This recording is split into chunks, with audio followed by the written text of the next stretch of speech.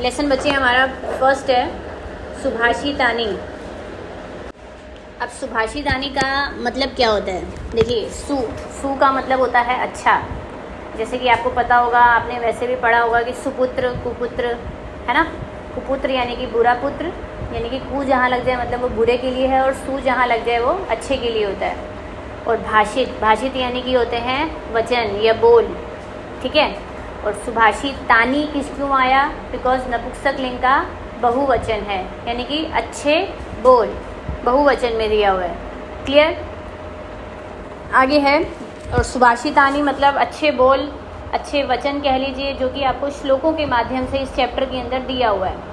श्लोक्स जितने भी होते हैं, हिंदी में दोहे होते हैं, संस्कृत में श्लोक्स होते हैं, मतलब आपको अच्छी अच्छी ज्ञान की बातें बताते हैं।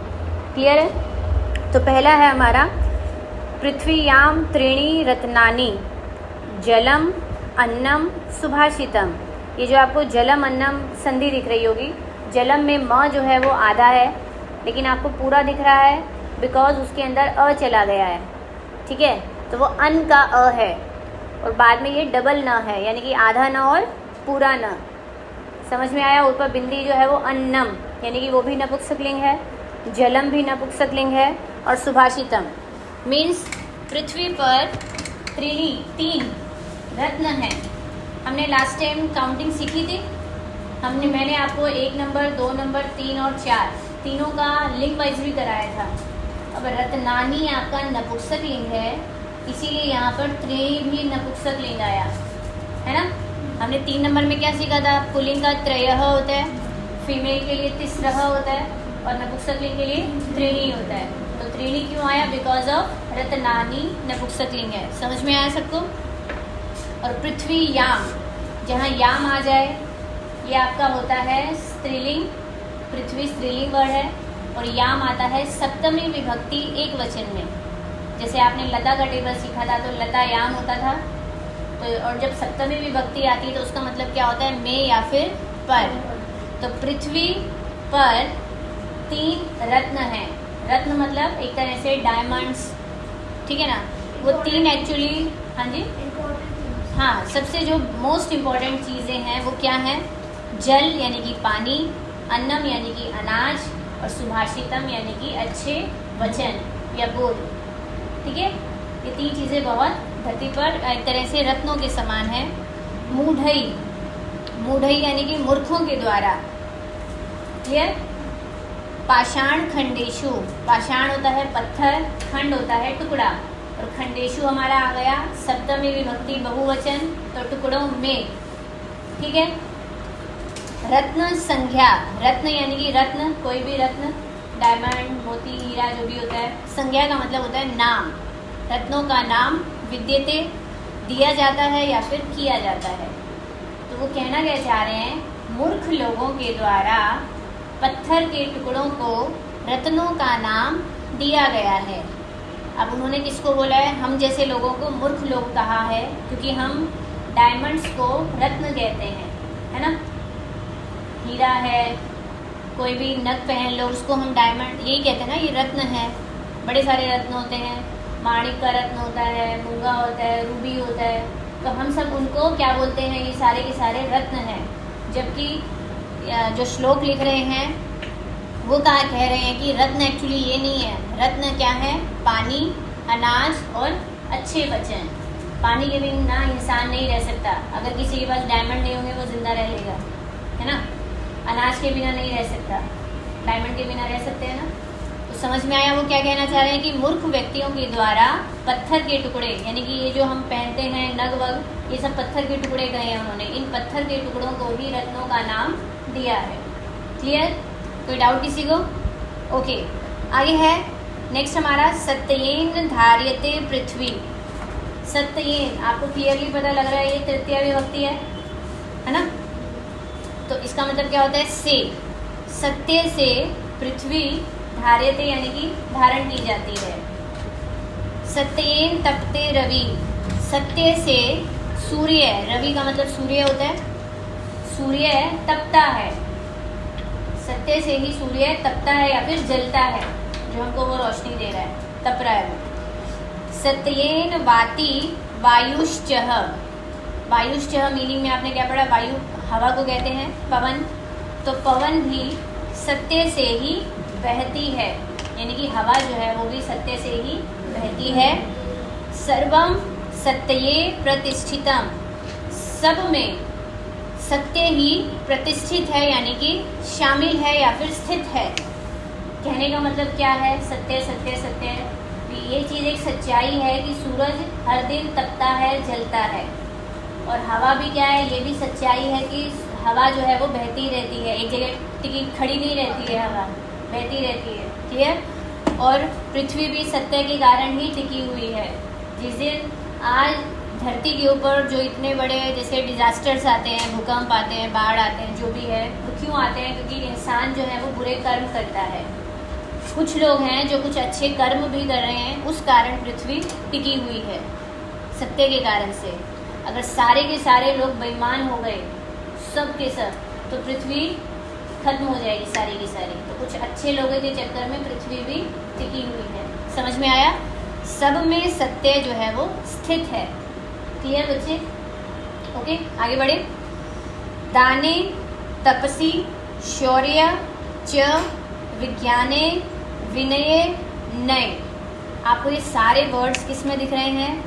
सप्तमी विभक्ति में। सबके साथ ए दिख रहा है, लेकिन एक तपसी, इसके साथ आपको ई दिख रहा है, क्योंकि तपस का टेबल आप लोगों ने अभी सीखा नहीं है, वो डिफरेंट होता है, 9th स्टैंडर्ड में आता है, अभी नहीं आता। तो ये भी सप्तमी विभक्ति एक वचन ही है। तो सारे के सारे किस में हुए? सप्तमी एक वचन में, जिसके साथ हम क्या लगाएंगे? में या फिर पर। तो दान में, तपस्या में, शौर्य, शौर्य क्या होता है? वीरता, शौर्य या फिर वीरता में, विज्ञान में, विज्ञान यानी कि साइंस, ठीक है। विनय में, विनय होता है विनम्रता, पोलाइटनेस, विनम्रता में। नय यानी कि नीति में। नीति क्या होती है? जो भी बातें हम सीखते हैं, तरीके होते हैं कोई भी काम करने के, नीतियाँ होती हैं। नीति में विस्मयो न ही कर्तव्य। विस्मय यानी कि आश्चर्य या फिर हैरानी, न मतलब नहीं, और ही मतलब भी होता है, निश्चित रूप से आप नहीं समझ सकते हैं। आश्चर्य नहीं, कर्तव्य मतलब होता है करना चाहिए, ठीक है। बहुरत्ना वसुंधरा, वसुंधरा मतलब पृथ्वी, धरती, ठीक है। पृथ्वी जो है वो बहुत रत्नों से भरी हुई है, वो ये कहना चाह रहे हैं। अब इस पूरे श्लोक का मतलब वो कहना क्या चाह रहे हैं कि हमारी जो धरती है बहुत सारे रत्नों से भरी हुई है। मतलब कि लोग आज भी दान करते हैं, धरती के ऊपर दान कर रहे हैं, तपस्या करते हैं। लोग इतने वीर भी हैं, है ना, ताकतवर हैं। साइंस में हम कहाँ तक पहुँच गए हैं, चांद पर भी पहुँच गए हैं। अपनी अपनी नीतियों में बनाते रहते हैं, जो भी प्लानिंग्स करते रहते हैं। और विनय यानी कि विनम्रता में ऐसे कितने ही लोग हैं जिनके अंदर कितना शालीनता वाला स्वभाव होता है। तो इन सब चीज़ों के कारण से वो ये कह रहे हैं कि हमें अगर धरती पर ये सब चीज़ें हैं, दान है, मतलब दान में, तपस्या में, वीरता में, विज्ञान में, विनम्रता में और नीतियों में हमें कभी भी आश्चर्य या फिर हैरानी नहीं करनी चाहिए, क्योंकि हमारी पृथ्वी जो है वो बहुत ज़्यादा रत्नों से भरी हुई है, यानी कि गुणों से भरी हुई है। क्लियर? कोई डाउट किसी को? नेक्स्ट है बच्चे हमारा सद्भी रेव। इसको आपको मीनिंग्स में भी जब आपने किया है, इसकी संधि अगर हम करते हैं तो सद्भी को विसर्ग आ जाता है प्लस एव। तो सद्भी यानी कि सज्जन व्यक्तियों के साथ, एव मतलब ही, साहसी, साहसी यानी कि बैठना चाहिए या फिर संगति करनी चाहिए। सद्भी सज्जनों के साथ, कुर्वित करना चाहिए, संगति यानी कि संगति करनी चाहिए, मैंने इस ज्वाइन करके बोल दिया। सज्जन व्यक्तियों के साथ ही साहसी बैठना चाहिए, और सज्जन व्यक्तियों के साथ संगति, संगति यानी कि उन्हीं के साथ उठना बैठना ही हो गया, वही बात, कंपनी करनी चाहिए। कुर्वित यानी कि करनी चाहिए। सद्भिः विवादम मैत्रीम च, मतलब सज्जन व्यक्तियों के साथ ही विवाद यानी कि झगड़ा, और मैत्रीम यानी कि मित्रता। क्लियर? सज्जन व्यक्तियों के साथ झगड़ा भी करो तो भी चलेगा, मित्रता करो तो भी अच्छा है। कहने का मतलब है न असद्भी। बच्चे नासद्भी दिख रहा है, तो इसके अंदर है न प्लस असद्भी। और अ मिलकर क्या बन गए हैं, आ। तो जब सद्भी का मतलब है सज्जनों के साथ, तो असद्भी का मतलब क्या हो जाएगा, असज्जन व्यक्तियों के साथ। क्लियर? तो वो कह रहे हैं कि असज्जन व्यक्तियों के साथ कश्चित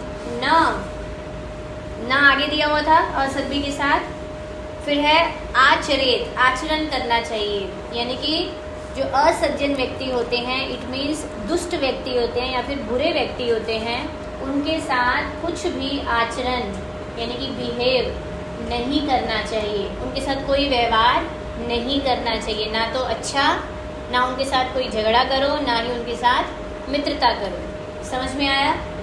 कोई डाउट इसमें? क्लियर है जी? नेक्स्ट है बच्चे हमारा अभी धन धान्य प्रयोगेषु। धन यानी कि पैसा, है ना, धन। धान्य यानी कि अनाज, और प्रयोगेषु उसके प्रयोग करने में, सप्तमी विभक्ति है, अनाज और धन के प्रयोग करने में।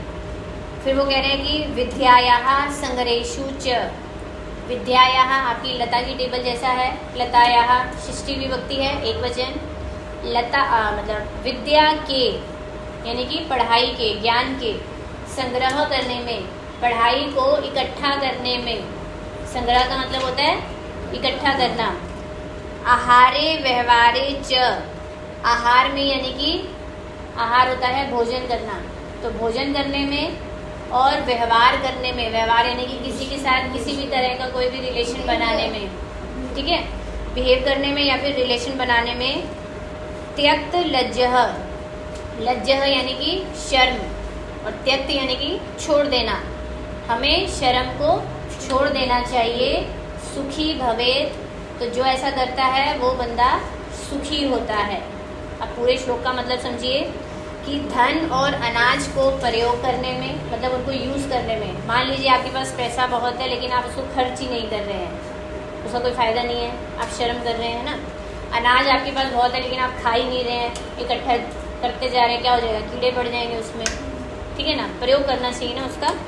और विद्या को इकट्ठा करने में, ये तो धन और अनाज को प्रयोग करने में, विद्या को इकट्ठा करने में, आहार में, भोजन करने में। मान लीजिए आप किसी के घर गए हैं, अपने घर में तो आप कोई शर्म वैसे भी नहीं करते ना, किसी के घर गए हैं, लेकिन अगर आपको भूख लगी है और आप बहुत शर्मो शर्मी कर रहे हैं, यार नहीं खाना नहीं खाना, उसमें क्या होगा, आप भूखे मर जाएंगे, है ना। आप किसी के घर गए हैं तो आपको कोई जानकारी होगा, अननोन पर्सन के घर तो गए नहीं हैं, तो खाने में इतनी शर्म भी नहीं करनी चाहिए। लेकिन ऐसा भी नहीं है कि सारा ही खा जाओ जी, मैं ही बैठा हूँ और कोई नहीं है, लिमिट में होना चाहिए ना हर चीज़। तो भोजन करने में और बिहेव करने में, किसी के साथ आपको कोई व्यवहार करना है, आपको उस चीज़ में भी, जैसे कि मान लीजिए आप किसी के घर गए हैं या कोई आपके घर आया है, तो आप बहुत शर्म कर रहे हैं किसी से बात करने में, वो भी क्यों करनी, कूल रहना चाहिए ना। हाँ, हर किसी से अरे गहरे से भी बात नहीं करिए, लेकिन जो आपके जानकार हैं उनके साथ अच्छे से बिहेव भी करना चाहिए, ठीक। अगर कोई आपसे कुछ पूछता है, कई लोग जवाब भी नहीं देते हैं, इतनी शर्म भी नहीं करनी चाहिए, क्लियर। तो भोजन करने में, व्यवहार करने में हमें लज्जा यानी कि शर्म को त्याग देना चाहिए, तभी वो जो ऐसा करता है वो इंसान सुखी होता है, क्लियर। कोई डाउट किसी को यहाँ? नहीं। लास्ट है बच्चे अभी क्षमा वशीकृति लोके। क्षमा आपने मीनिंग्स में पढ़ा ही है। क्षमा जो है वो वशीकरण है, लोके यानी कि संसार में। क्षमा मतलब क्या होता है, आपसे किसी ने सॉरी मांगी, आपने उसको माफ़ कर दिया, क्षमा हो गई। वशीकरण का मतलब होता है उसके बस में होना। लोके यानी कि संसार में। संसार में जो इंसान किसी को क्षमा कर देता है तो वो इंसान उसके बस में हो जाता है, उसके अंडर में हो जाता है, क्लियर। क्षमया किम न साध्यते। क्षमया यानी कि तृतीया विभक्ति है बच्चे क्षमा की, लतया जस्ट लाइक, ठीक है। क्षमा से क्या सिद्ध नहीं होता है, सिद्ध यानी कि सफल। क्षमा से क्या सफल नहीं होता है, मीन्स अगर आपसे कोई गलती हुई है, आप किसी को सॉरी बोल दोगे तो सामने वाला आपको माफ़ कर ही देगा। आप अपने एटीट्यूड में रहोगे, जी मैं क्यों इससे माफ़ी मांगूँ, तो सामने वाला कोई पागल थोड़ी है, वो भी तुम्हें माफ़ क्यों करेगा।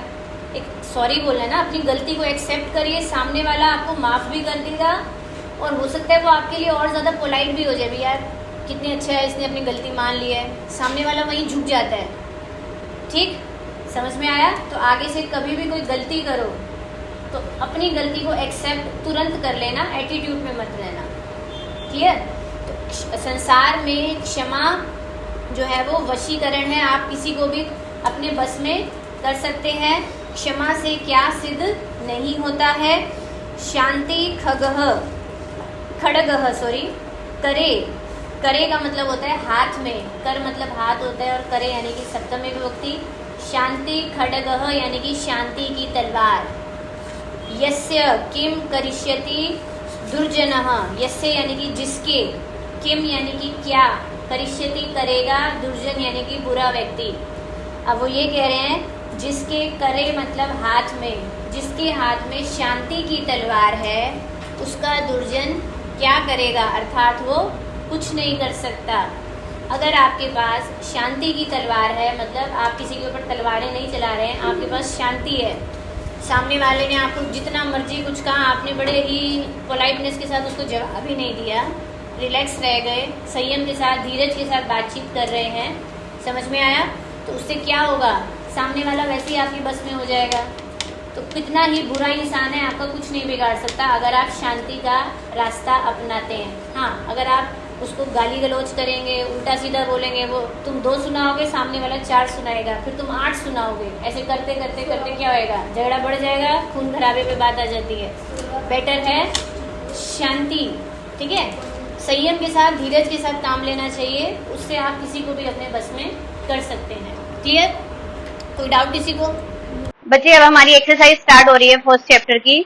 इसके अंदर जो आपकी पहली एक्सरसाइज है उसमें आपको मैचिंग दिया हुआ है, तो सारे के सारे जो मैचिंग है आपके श्लोक्स के हैं। जिसको श्लोक्स के अर्थ पता होंगे तो वो ट्रांसलेट करते करते आराम से मैचिंग कर सकता है।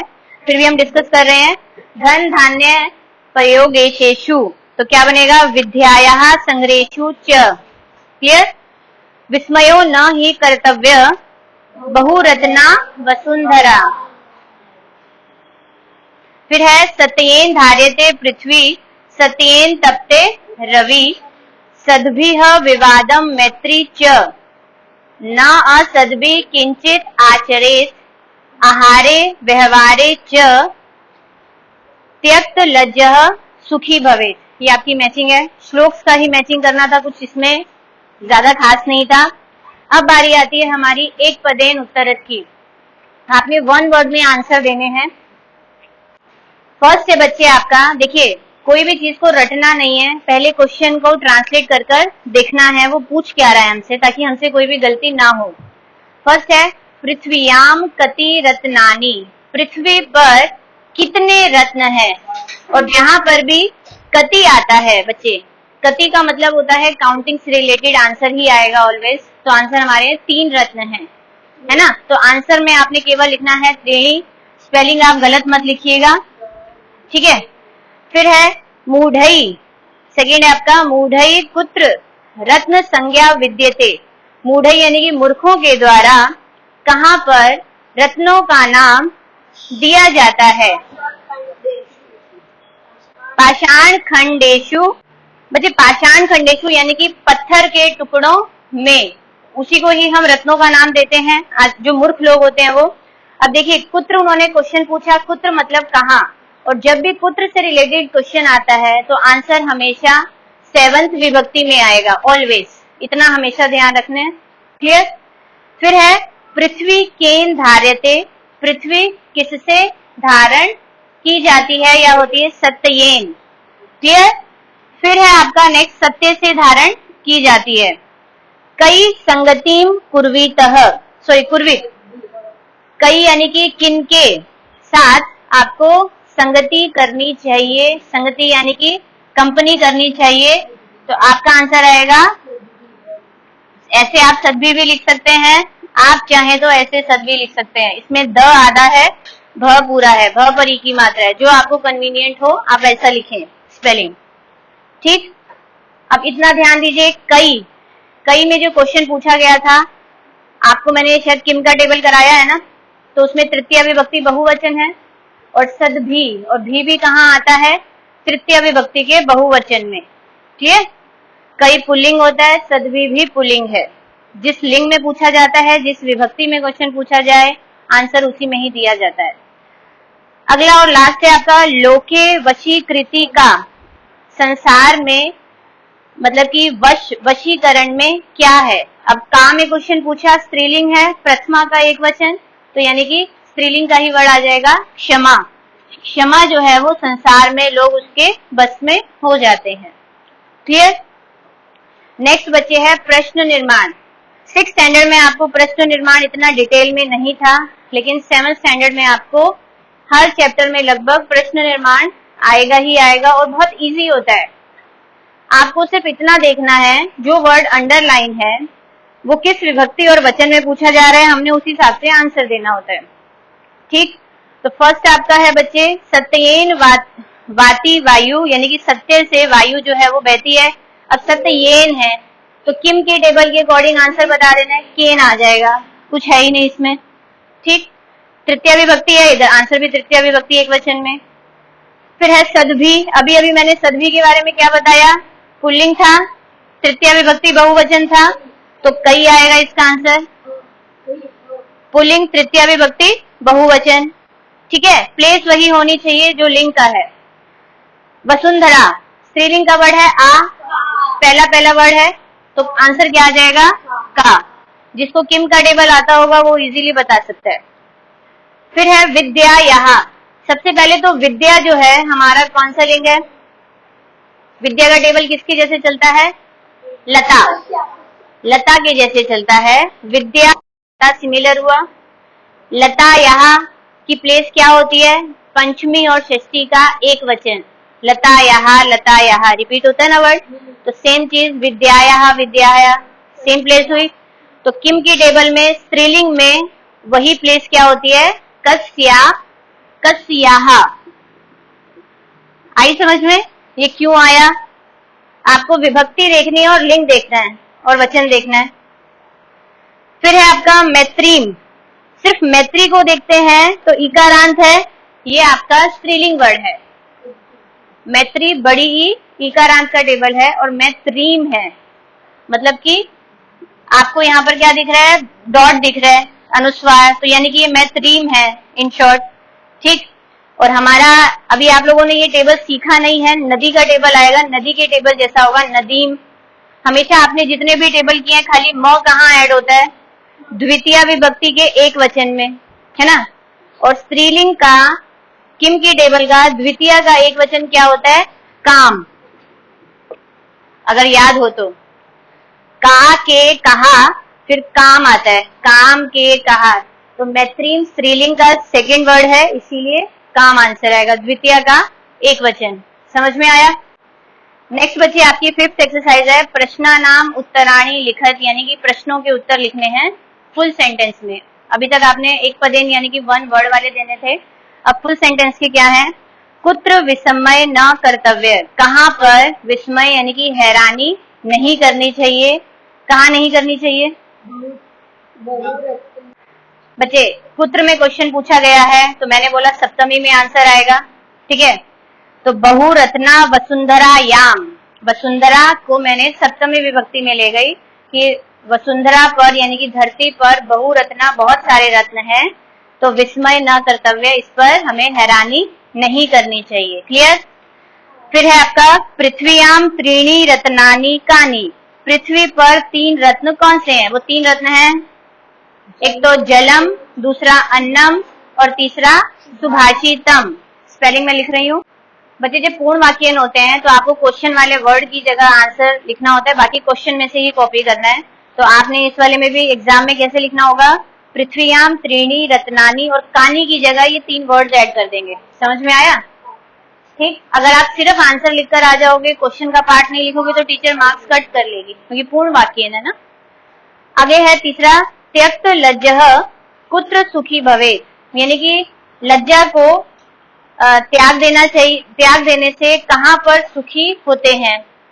तो कहाँ पर होते हैं, हमने कल चैप्टर में ये पढ़ा था, आपका सेकंड लास्ट है, धन धान्य के प्रयोगों में, विद्या के संग्रह में यानी कि उसको इकट्ठा करने में, आहार में, व्यवहार में, ये चारों वर्ड्स आ सकते हैं। अगर आपको ये लंबा आंसर लग रहा है तो आपको केवल, अगर आप चाहें तो केवल 2 वर्ड भी लिख सकते हैं, आहारे व्यवहारे च।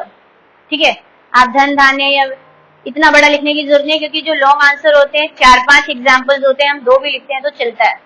ठीक है, तो आप अपना क्या लिखेंगे, कुत्र की जगह आहारे व्यवहारे च इतना ऐड कर देंगे कि भोजन करने में और व्यवहार करने में हमें लज्जा को त्याग देते हैं तो हम सुखी हो जाते हैं। क्लियर।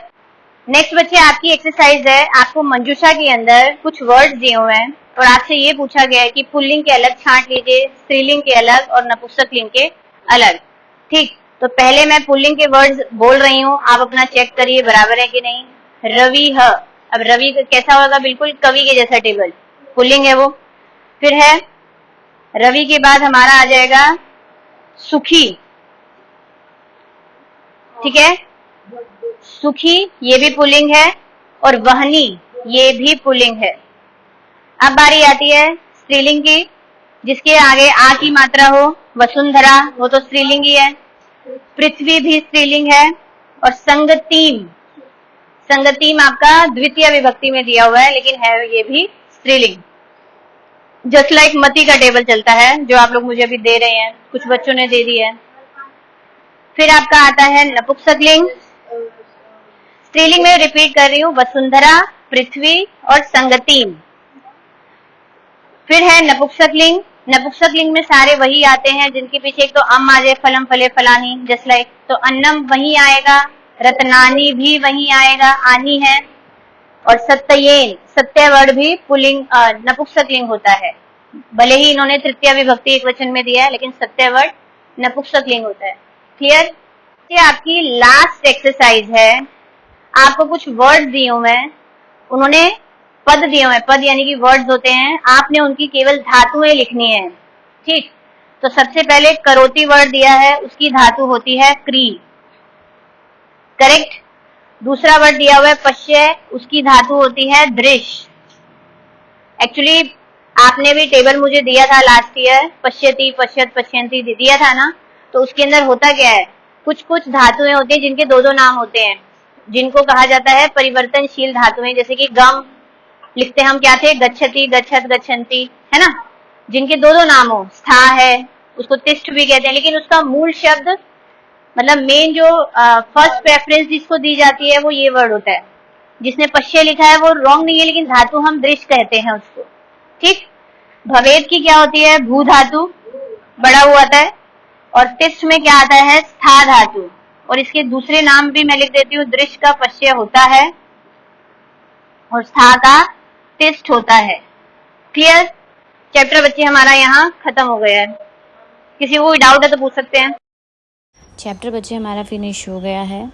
इससे रिलेटेड आपको कोई भी डाउट है आप क्लास में मेरे साथ डिस्कस कर ही सकते हैं, और चैनल को सब्सक्राइब करके रखिए ताकि इस वीडियो को आपको दोबारा से सुनना है, ताकि आपको ढूंढने में दिक्कत नहीं आएगी। Okay, good bye, take care, जय हिंद।